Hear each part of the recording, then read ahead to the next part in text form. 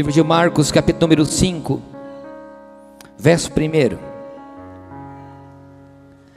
É uma passagem que eu gosto demais. Inclusive, esses dias, o Senhor fez eu pregar uma mensagem em cima disso lá no Paraguai. E o Senhor falava comigo novamente uma outra palavra em cima dessa passagem.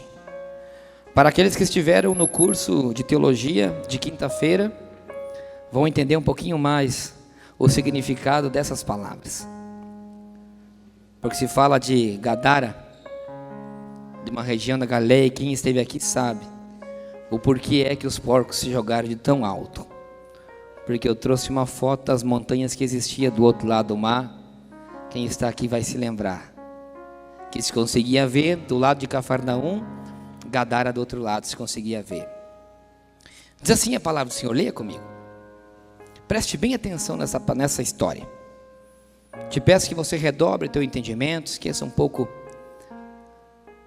do mundo ali fora, do horário. Quem sabe passamos um pouquinho, mas o Senhor me confirmou desde o primeiro louvor. O Senhor já me confirmou essa passagem, essa palavra. Por isso eu quero que você preste bem atenção. Eu vou ler bem devagar. Livro de Marcos, capítulo número 5, diz assim: E chegaram ao outro mar, ao outro lado do mar, à província dos Gadarenos. E saindo ele do barco, lhe saiu logo ao seu encontro dos sepulcros um homem com espírito imundo, o qual tinha a sua morada nos sepulcros, e nem ainda com cadeias podia alguém prender, porque tem sido muitas vezes preso em grilhões e cadeias, e as cadeias foram por ele desfeitas em pedaços, e os grilhões em migalhas, e ninguém podia o amansar.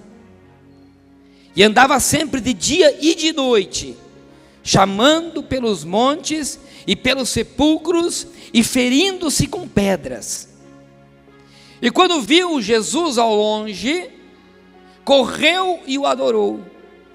E chegando com grande voz, disse: Que tenho contigo, Jesus, Filho do Deus Altíssimo?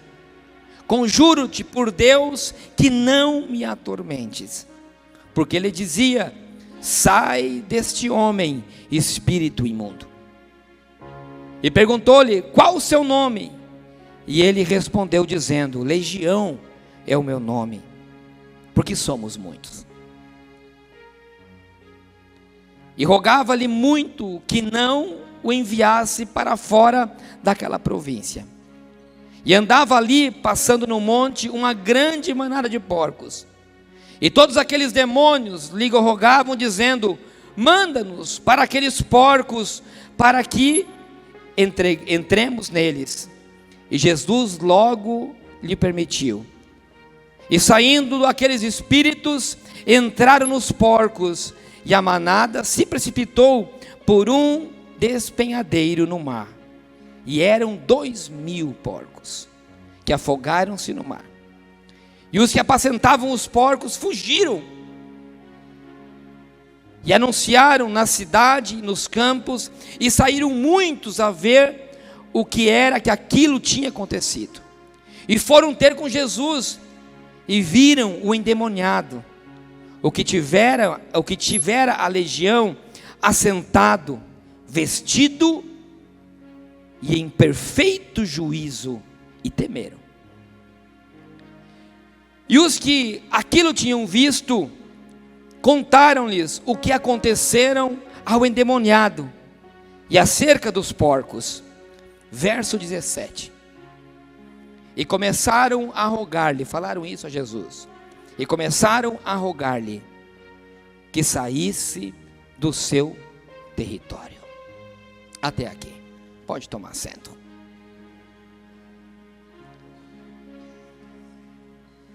A história, uma das passagens mais conhecidas dos evangelhos.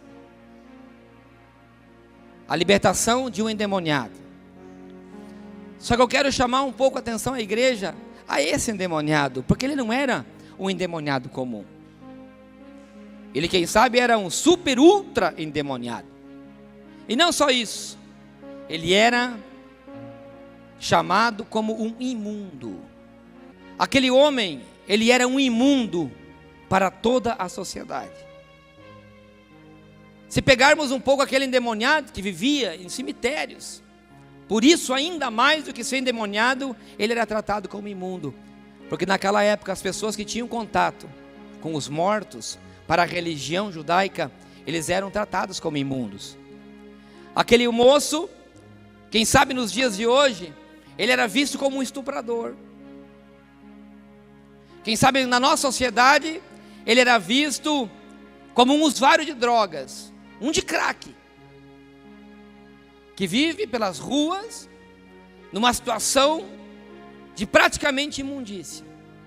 Quem sabe, para a nossa sociedade, aquele moço poderia ser comparado a um latrocida, aquele que rouba e mata, um estuprador de crianças. Quem sabe um pedófilo, ou quem sabe alguma outra coisa a qual nós queremos dizer que no mundo de hoje nós chamamos de imundos. Pessoas que estão totalmente rejeitadas para a sociedade. Pessoas a qual nós na igreja queremos ajudar, mas não nos dispomos e às vezes nem temos coragem de ajudar esse tipo de pessoas. E quando entram por uma porta numa igreja, quem sabe depois de 30 dias, 40 sem tomar banho, porque estão jogados no crack numa rua, ou bêbado, nós ficamos receosos de o que é que ele vai fazer dentro da igreja. Nós estamos falando de um moço que era julgado como imundo, que tentavam acorrentar, e aquele menino arrancava todas as correntes e não tinha pessoa que conseguisse segurar. Quando eu li essa passagem, eu imaginava quantas famílias têm situações semelhantes a essa dentro da sua casa. Tem filhos que estão na droga que ninguém consegue segurar. Essa passagem é uma realidade, porque nós vemos pessoas que são acorrentadas pelos seus pais, crianças, jovens, às pernas de mesas, de cadeiras, ou até mesmo em grilhões realmente, enquanto que a sua mãe sai para trabalhar, porque é uma mãe solteira ou um pai solteiro, para que esse jovem não saia na rua, não se drogue, ou não roube tudo que tem dentro de casa e venha vender para cair numa imundície de um crack. Perceba-se que essa passagem, ela não é tão diferente da sociedade do dia de hoje. Quem sabe com um contexto um pouco diferente, porque aqui ele é tratado totalmente como um endemoniado, cheio de legiões. Quantos aí fora que estão aprisionados em grilhões, acorrentados e endemoniados, assim como aquele moço? O Senhor, ele passa de Cafarnaum para o outro lado, na região de Gadara. Quando que aquele moço chega e vê a Jesus, que nós lemos essa passagem, ele vai e se joga aos pés do Senhor. Aquele moço é totalmente liberto, porque o Senhor deu as ordens, mandou os demônios para outro monte de imundos, porque os porcos eram animais também tratados como imundos. Para o judeu, os porcos eram animais imundos, até hoje eles não comem carne de porco. E o Senhor manda aqueles demônios irem para aqueles porcos, e é por isso que eles se suicidaram, caíram no mar. Vocês viram, quem esteve na aula quinta-feira viu os despenhadeiros que eram, e por que eles caíram no mar. Eu imagino o alvoroço que não teve na região de Gadara. Era a mesma coisa que nós trouxermos pessoas dessa e vir um homem nessa sociedade de hoje e parar numa esquina onde existem viciados de crack, droga, e o Senhor falar: sejam libertos. Aquelas pessoas automaticamente saem correndo da região onde estão, fumando crack, que fazem meses que não tomam banho, e corre para a sua casa, toma um banho, bota uma roupa, porque disse que aquele moço ele já estava numa situação em que ele se cortava com pedras. E ali na esquina do Monsenhor Toda vez que eu passo, corto meu coração, porque tem 3 ou 4 pessoas que estão nessa situação. Eu sempre comento com as crianças, às vezes de manhã cedo, 7 e pouco, indo para o colégio, você vê que tem algumas que estão correndo de um lado para o outro, sem tomar banho, de pé descalço, sujo, alguns machucados, outros praticamente morrendo. E a gente entende a prisão que essas pessoas vivem. Agora você imagina alguém, chega, e ele não precisa nem ir ao encontro daquela pessoa. Quando aquela pessoa vê a Jesus ou vê alguém, ela corre ao seu encontro, e o Senhor simplesmente diz: não leva para uma casa de recuperação, não leva para nenhum lugar, não leva para o assistente social. Ele simplesmente diz: saia, deixe esse homem liberto. Aquele moço pega, vai correndo, vai tomar um banho. Aquela mulher entra na sua casa, quem sabe há quantos meses, toma um banho, se perfuma, bota uma roupa limpa, e ele diz assim: eu quero ir para uma igreja. Você imagina um alvoroço que não iria acontecer se um homem desse parecesse nos dias de hoje. Se um homem desses parece nos dias de hoje, pastor Charles, eu digo assim: vamos marcar uma campanha de 1 mês na minha igreja.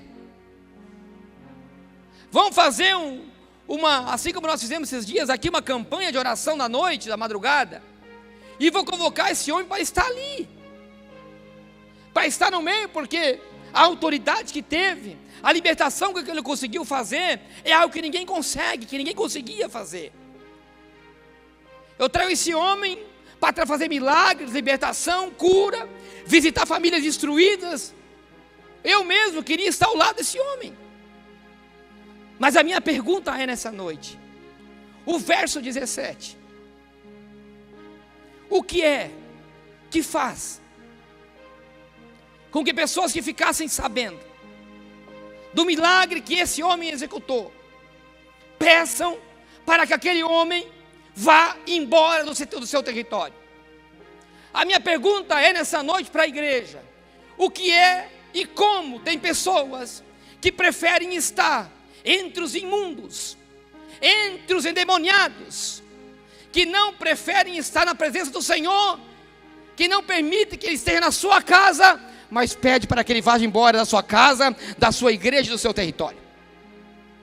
O que é que faz uma pessoa não preferir estar com o Senhor e preferir o mundo, Carlos Alexandre? A minha pergunta é: o que é que faz uma pessoa preferir a imundícia do que a presença do Senhor?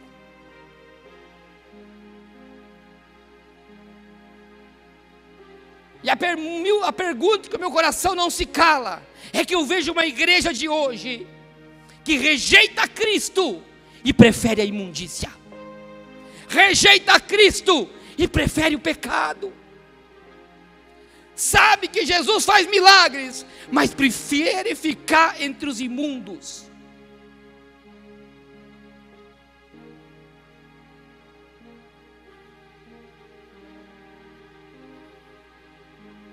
Um capítulo tão tremendo, mas com um versículo tão triste.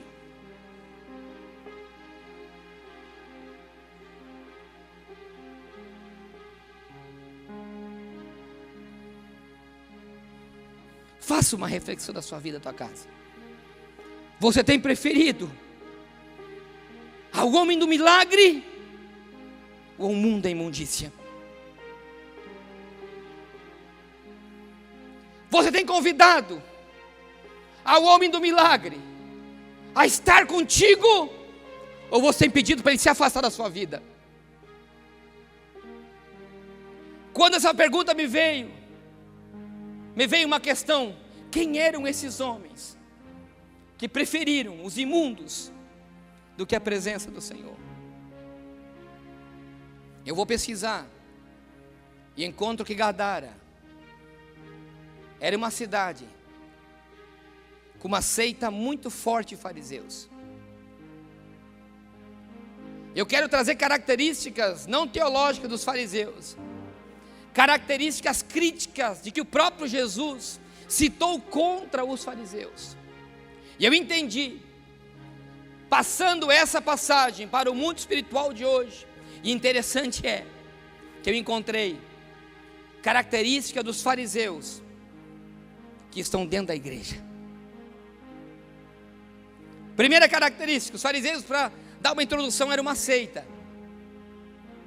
Era uma seita religiosa, a mais crítica da religião judaica, criada há 200 anos antes de Cristo, e que conhecia a lei de Moisés, a Torá, do começo ao fim. Um homem, para ser um fariseu, um rabino da lei, ele tinha que conhecer os 5 livros da Bíblia, mais Isaías, e mais os Salmos, sem errar um versículo. Os 5 primeiros livros da Bíblia são a Torá, o mesmo que está na tua Bíblia, na minha Bíblia, na Bíblia judaica, e a Torá é a mesma coisa. Mais Salmos e mais Isaías. Todos. Sem errar um versículo. Conhecedores da palavra de ponta a ponta. Conheciam a palavra como poucos. Ou melhor, eles eram que ensinavam a palavra. Eles eram ao que determinavam como as pessoas, como os judeus deveriam ser conduzidos na sociedade.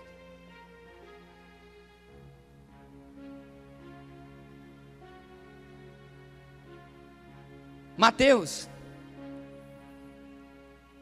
capítulo, eu só vou ler, tá, para você, 15:6, o Senhor diz assim: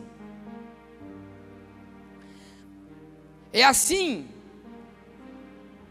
que invalidaste pela vossa tradição os mandamentos de Deus. Jesus falava acerca dos fariseus. Este povo me honra com os seus lábios, mas com o seu coração está longe de mim. A primeira coisa que os fariseus tinham, eram totalmente tradicionalistas.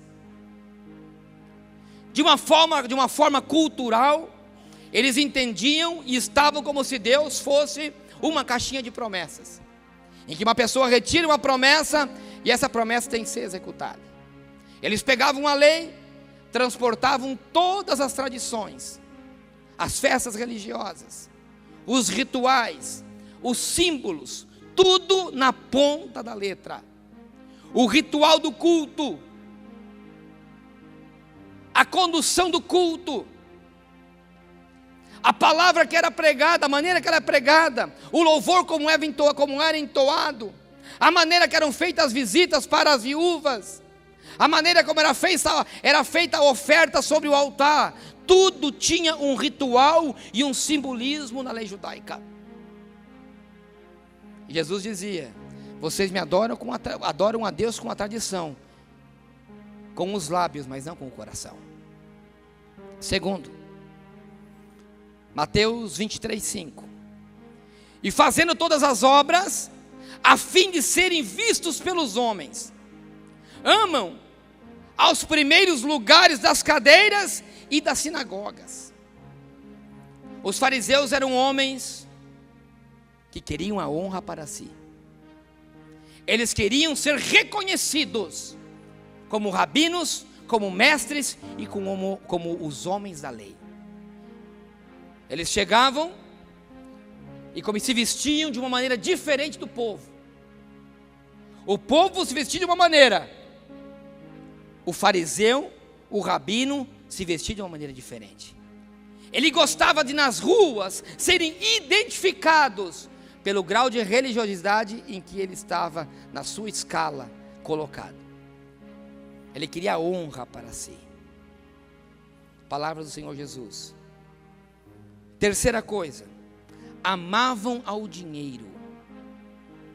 O próprio Senhor Jesus falou: e os fariseus que eram avarentos. Eles eram tão avarentos, diz a palavra do Senhor, que diz que eles determinavam como é que tinha que ser as ofertas das viúvas. Os fariseus, eles sempre ajudavam as viúvas.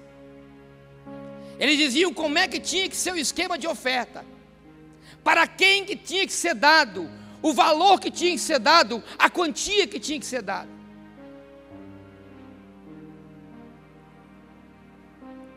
Eles eram hipócritas. Nós conhecemos os fariseus como os hipócritas hoje. Só que eu te dou mais características dos fariseus. Mateus 23 diz assim: Jesus disse isso: fariseus hipócritas, dão o dízimo do cominho, da hortelã e etc. Mas o mais importante da lei, vocês esquecem: o juízo, a misericórdia e a fé. Davam o dízimo, cumpriam a lei, só que não tinham misericórdia no seu coração. Davam o dízimo, cumpriam a lei, mas não tinham fé no seu coração. Eram cegos e surdos. Diz o Senhor Jesus em Mateus 13. Por isso lhe falo por parábolas, porque eles, ele dizia, vendo não veem, ouvem e não ouvem, e nem compreende o que se fala. Perceba que não é muito diferente da igreja de hoje. Nós temos pessoas que são totalmente tradicionalistas na igreja. Desde a metodologia do culto, ao entrar, ao sair, ao sentar, ao que pode se vestir, ao que se pode fazer e ao que não se pode fazer. Tem pessoas que dizem: se nós não servimos a ceia assim, não é de Deus. Se você não entregar o dízimo assado, não é do Senhor. Se você não ungir de tal forma, não é de Deus. Nós encontramos homens e mulheres de Deus que querem a honra toda para si. Ele diz assim: se não fizer desse jeito, a coisa não acontece. Quando eu dirijo o culto, o fogo cai. Quando eu estou pregando, a palavra vale. Quando eu organizo um culto, aquele culto é abençoado. Fariseu que está sentado nas primeiras cadeiras, que é a honra só para si. Amam o dinheiro. Tem pessoas de hoje na igreja que só vem na igreja para ser abençoado financeiramente, faz uma barganha com Deus. Eu vou na igreja, eu me converto, eu quero que Deus me abençoe. Se Deus não me abençoar, eu volto para o mundo. Fariseu, hipócrita, pessoa que só ama de lábio, mas não ama de coração. Cegos, ouve a palavra constantemente, só que são cegos e surdos, porque não conseguem executar o que a palavra diz. Interessante é que os fariseus é que afastaram ao Senhor. A palavra me diz que se eu e você temos atitude de fariseu, automaticamente nós estamos expulsando ao Senhor do nosso território. Da mesma maneira que aqueles homens fizeram, eles eram fariseus com essas características, e eles falaram: nós não queremos a Jesus aqui no nosso lugar. Nós não queremos a Jesus. Jesus, tu aqui não é bem-vindo. Porque aquele homem que o Senhor curou era o imundo. Você, como um judeu, não poderia curar aquele homem. Então você aqui não é bem-vindo.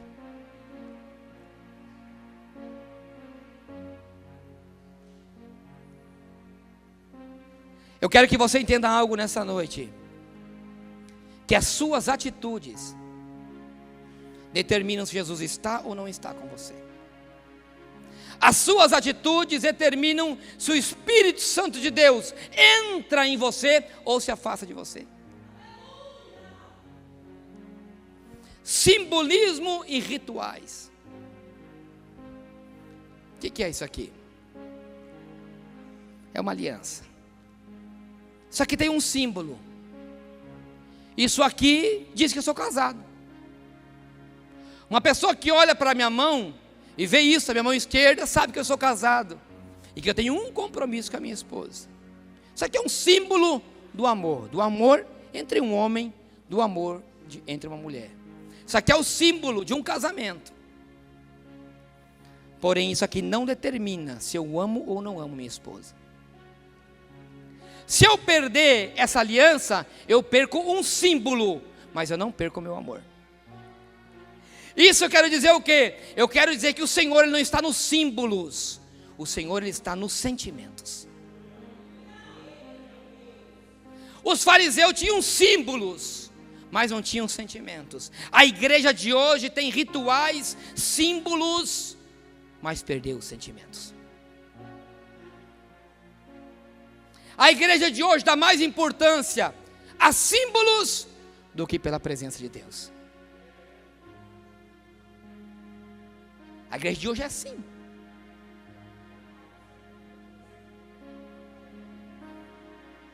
E a minha pergunta que eu tenho é essa. Continuo me perguntando, evangelista. Por que é que nós temos símbolos dentro da igreja e não nos preocupamos com a presença de Deus? Por que é que expulsamos a Jesus para fora da nossa casa com a nossa tradição, com a nossa religiosidade e com os nossos rituais?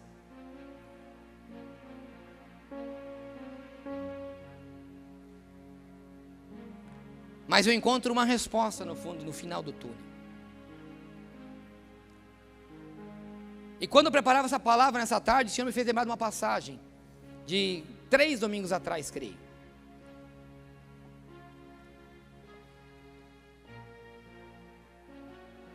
E para concluir algo, irmãos, nós estamos numa igreja de símbolos, mas a igreja que o Senhor quer é de frutos e não de símbolos. Nós temos uma igreja de símbolos e rituais, mas a Bíblia me fala de uma igreja de frutos espirituais. Gálatas 5:22. E os frutos do Espírito são mansidão, paz. Não é são. Na verdade a palavra diz assim, corrijo. Os frutos do Espírito é gozo, é paz, é mansidão, é temperança, é benignidade, é amor. Uma pessoa que vem na igreja e ela não desenvolve esses frutos do seu coração, ela tem que entender que alguma coisa está errada. Uma pessoa que ela vem na igreja, tinha esses frutos e começa a perder, ela tem que entender que alguma coisa está passando de errada com ela. Porque a Bíblia não fala de frutos, de símbolos, isso no Antigo Testamento, mas no Novo Testamento são frutos, frutos do Espírito. Que fruto que você tem dado na sua casa? Que fruto que você tem dado no seu trabalho? Que fruto que tem dado quando alguém pisa no teu dedão?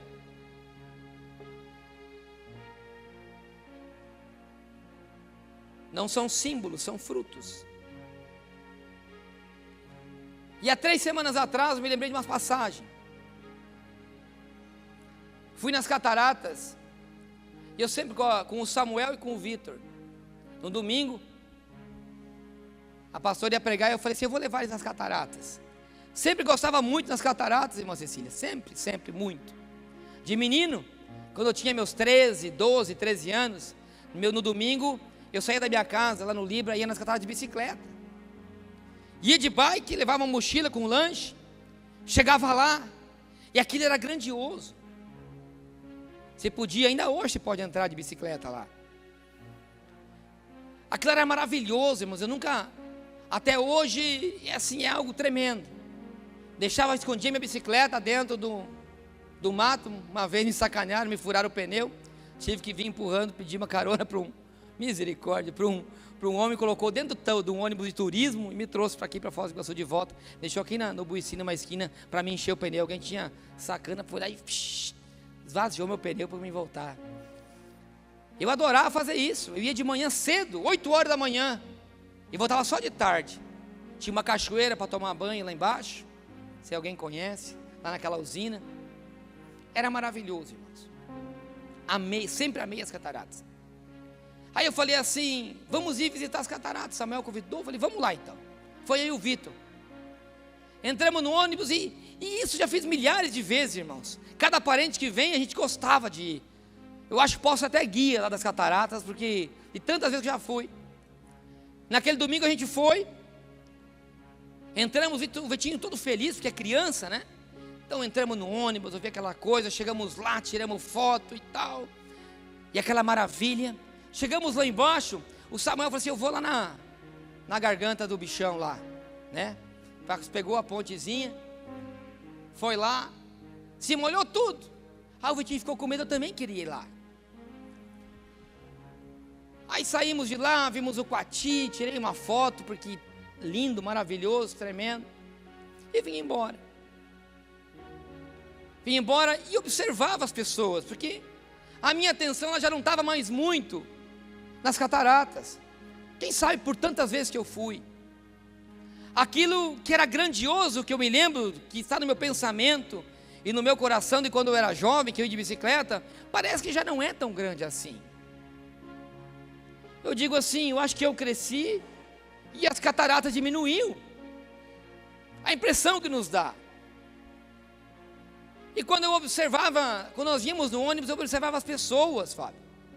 E eu via, assim como eu falei na vigília, interessante essas coisas. Que no ônibus tinha pessoas que estavam maravilhadas. Vitinho mesmo veio com o seu olhar assim, sabe, das cataratas, aquela coisa. O Samuel também, criança. Aí tinha pessoas que vinham comentando no ônibus, que eram turistas, que vieram pela primeira vez, maravilhado: meu Deus, eu quero voltar de novo, que coisa maravilhosa. Você via alegria no coração das pessoas, por ter conhecido aquilo ali. Mas eu, que já fui, quem sabe, mais de 200 vezes as cataratas, voltava alegre, mas não era tão maravilhado. Desci do ônibus, enquanto que uns descem, vão comprar coisas para levar de recordação. Já tinha pessoas com camisa das cataratas, com boné, que comprou lá dentro, com o Coati no colo, criança. E nós entramos no nosso carro e voltamos para casa. Aquelas pessoas, quem sabe quando chegar na sua cidade, vão pegar aquela foto e vão falar assim: olha aqui as cataratas, é maravilhoso, é tremendo. Eu fui lá, eu me molhei tudo, era uma delícia. Nós chegamos em casa e viemos para o culto. Não teve um comentário: ah, estava legal, estava bacana. Pastor, o que é que o senhor quer dizer com tudo isso que o senhor está falando com essa palavra? Eu quero dizer que é triste, irmãos, quando uma coisa que você conhece pela primeira vez é espetacular, é maravilhosa, é tremendo, é exuberante, e que com o passar do tempo se torna uma coisa comum. É muito triste você vê isso dentro da igreja, que pessoas que com o passar do tempo deixam as coisas sagradas se tornarem coisas comuns. Antes, quando vinha, não via a hora de chegar o domingo, para poder ver a maravilha da presença do Espírito, Carlos Alexandre, de vir adorar, de ver a grandeza do que é o Senhor, de querer se mergulhar nas águas, se deixar molhar pela brisa do Espírito.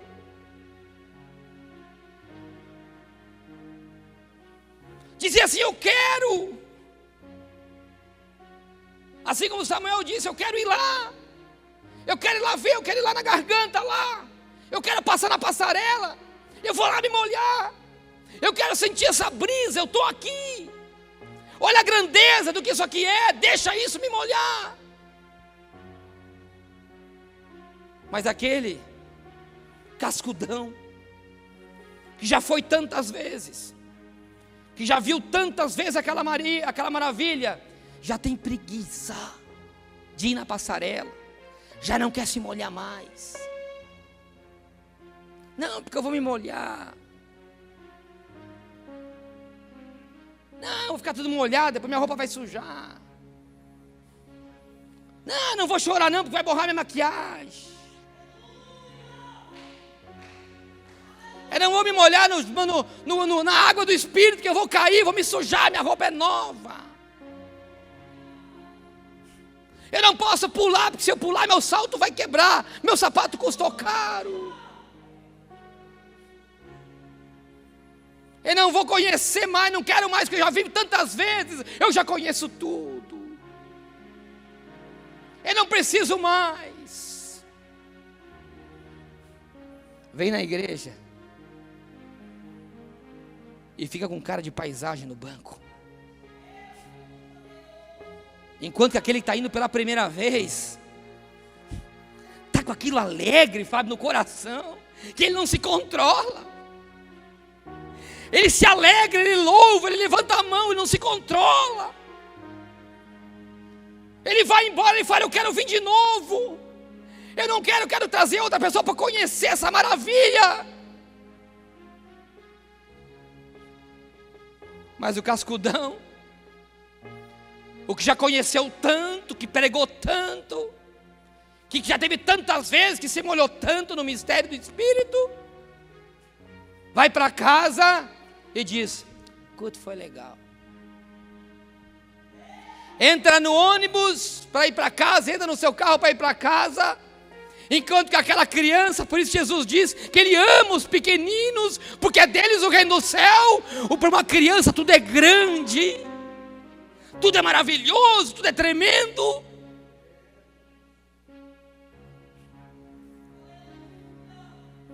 Tudo é tão lindo. Mas aquele que já conhece tanto, ele volta para casa como um dia comum.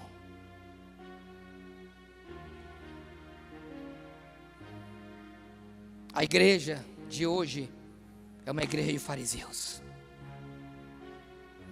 uma igreja religiosa, que conhece a lei como poucos, teólogos refinados, formados e reformados e recontraformados em teologia, em faculdades no Brasil, no exterior e etc. Entram e saem da grandeza do Senhor da mesma maneira que entram.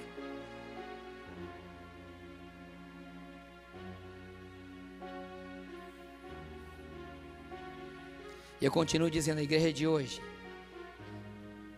tem que ser uma igreja de frutos e não de símbolos. Tem que ser uma igreja com a presença de Deus e não com a teologia de Deus.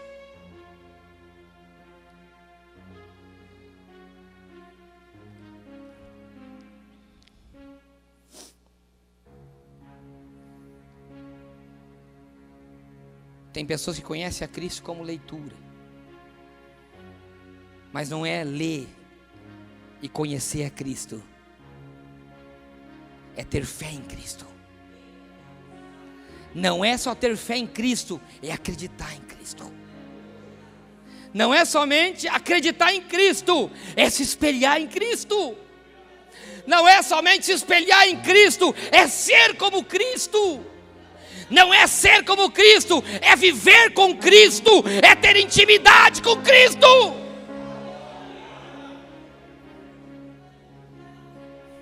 Temos que ser uma igreja que sai dos rituais, dos símbolos, e buscam a Cristo na sua essência, que não quer somente conhecer, quer ter intimidade com Ele. Uma igreja que não se conforma, uma igreja que não se cala, uma igreja que não é religiosa. Volto para a palavra para finalizar, que está na hora.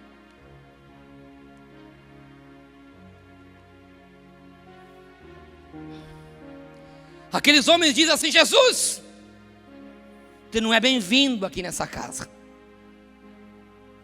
Senhor, eu não quero mudança, porque o interessante é que quando Cristo vem, meu filho, algo em você vai ter que mudar. Quando Jesus chega, o imundo não pode ficar, missionário Cecília. Quando aqueles homens vê que a imundície saiu daquele homem, daquele menino, aqueles homens falaram: Jesus, aqui não é o teu lugar, porque eles sabiam que se Jesus ficava, eles iriam ter que mudar. Então ele fala assim: Jesus, vai embora desse território, eu prefiro ficar com a minha tradição. Eu prefiro ficar com o meu Deus da teologia. Eu prefiro ficar com o meu Deus da lei. Leia o que diz Gálatas. Coloca Mateus, Gálatas 5, 22 e 23. Coloca para mim, por favor. Escute, quando ele coloca, olha para mim, que eu já estou finalizando. Aqueles homens dizem: nós não queremos mudança. Jesus, volta para o lugarzinho onde você está. Sabe por quê, meu irmão? Porque é muito mais fácil você continuar do jeitinho que você está, encostado e apoiado em sistemas religiosos, que você acha que vão te levar para o céu, do que você ter uma transformação e ter fruto do Espírito na sua vida. O batismo não vai te salvar. A Santa Ceia não vai te salvar. Você fazer parte do grupo de louvor não vai te salvar. Você ficar trabalhando como obreiro na porta não vai te salvar. Você participar de grupo de homens, de mulheres, retiros, não vai te salvar. O que vai te salvar é transformar a sua vida num homem mais santificado. Um homem que é santificado, ele tem fruto, escute. Mas o fruto do Espírito porque ele é um Espírito e ele te dá amor, misericórdia, temperança, paz. Ele te dá, porque não é são, é singular, não é plural. Porque o mesmo Espírito Santo ele te dá paz, mansidão, gozo. E olha o que diz o 23, coloca o 23 por gentileza. Mas o fruto do Espírito é amor, gozo, paz, longanimidade, benignidade, bondade, fé, mansidão, temperança. E o 23? Quem tem? Só lê que é tão pequenininho.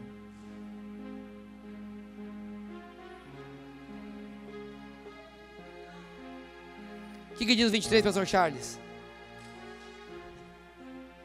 Contra essas coisas não há lei. Contra essas coisas não existe lei nenhuma. Não existe nenhum sistema religioso. Não existe nada.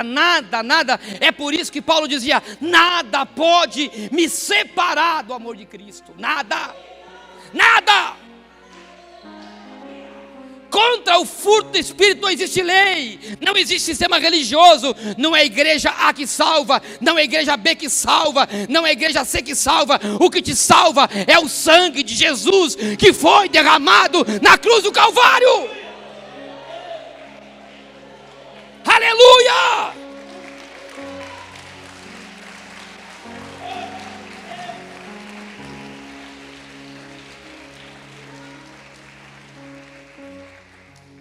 Aqueles homens dizem: Jesus, vai embora, nós não queremos você aqui.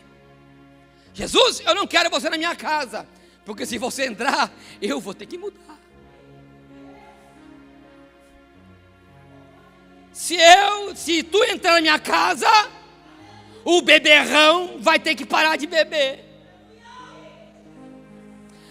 Se tu entrar, Jesus, na minha casa, o machão vai virar um gatinho. Se tu, Senhor, entrar na minha casa, o prostituto vai ter que ir embora. Se tu, Jesus, entrar na minha casa, o mentiroso vai ter que ir embora. Se tu, Jesus, entrar na minha casa, eu vou ter que ter uma vida transformada. Então eu prefiro que você vá embora. É ou não é semelhante à igreja de hoje? Diga para mim.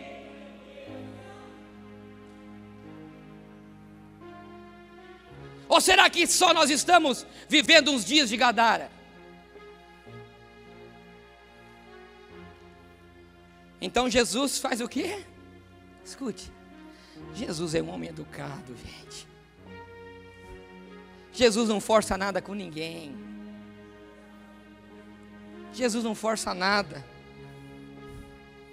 E começaram a rogar-lhe: saia desse território. E entrando ele no barco, rogava-lhe o que for endemoniado, que o deixasse estar com ele. Escute, imagina a cena, os fariseus, fora, você aqui não tem lugar, Jesus. E de repente vem correndo, pensa um pouquinho na cena, aquele do crack, o imundo, o estuprador, aquele que não valia nada, o imundo, vem correndo. Ele diz assim: Senhor, pelo amor de Deus, não vai. Você imagina a cena, o Senhor dentro do barco na praia. E eu não entendo como Jesus chega na praia de tantas pessoas e eles continuam deixando ele no barco, Elias. Ele entra na praia, Jesus no barco, dizendo assim para aquele moço: moço, eles não querem, são eles que mandam aqui. Eles estão me rejeitando. Eles não querem que eu esteja na casa. E aquele moço: não vai, Jesus. E eu imagino o barco afastando o pastor Charles da praia.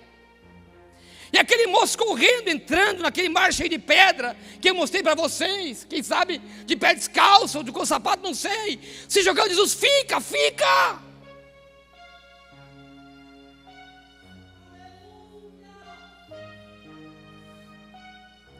Interessante que só valoriza Cristo aquele que o dia teve no lixo. Só valoriza Cristo um dia aquele que sofreu e pagou um preço, e que sabe o que é uma libertação. E o Senhor diz assim: moço, para um pouco o barco, para. Quem sabe ele chega, aquele moço, pega aquele moço pela mão. Demivaldo diz assim: vem aqui um pouquinho. Quem sabe deu um abraço nele e diz assim: meu filho, hoje você está liberto. Você me aceitou no teu coração. Eu entrei, eu mudei a tua vida, mas eu quero estar contigo, Jesus. Ele diz: não, moço. Para eles você pode ser um imundo, mas para mim você é precioso. Para eles você não tem valor, mas para mim você tem valor. Sabe por quê? Ele diz algo para aquele moço que para poucos ele falou. Ele diz assim: pega, vai, conta para a tua família o que é que te aconteceu. Sabe o que ele disse para eles? Você, para os religiosos, para os teólogos, você não é nada mais que um imundo. Mas para mim, que eu vejo teu coração transformado, eu vou transformar você num missionário. Vai, prega, diz que Jesus te salvou, diz o que ele fez no meio dos teus.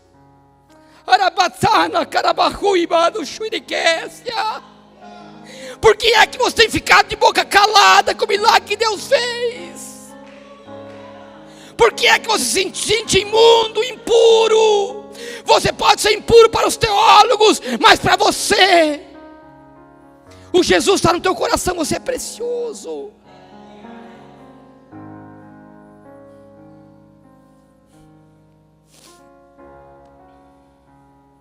Aleluia. É desses homens e mulheres que Jesus precisa, Elias. É desses homens e mulheres que Jesus precisa. Daqueles que saíram do comodismo, daqueles que não entram e saem da igreja como um culto normal, daqueles que vêm numa igreja como se fosse o último dia que fosse ver as cataratas. Fala assim: eu vou desfrutar, porque quem sabe eu nunca mais vou ver, porque Jesus está à porta, está voltando. Aí você se faz de santarrão, de religioso, vem na igreja para um sistema religioso. Se Jesus voltar amanhã, quem sabe para quantas pessoas que você poderia ter falado de Jesus, você não falou. Ele diz para aquele moço: moço, fica, eu preciso de você em Gadara. Deixa, eu vou conseguir mais discípulos, vai ficar comigo, mas você aqui vai fazer a diferença. Você faz a diferença, por mais insignificante que você pense que é, por mais imundo que você se sinta, você faz a diferença no mundo espiritual. se esvazia de si. Como é que era o refrão daquela canção? Aonde eu irei, Senhor? Se esvazia, deixa Ele entrar. Se esvazia da religiosidade, da arrogância.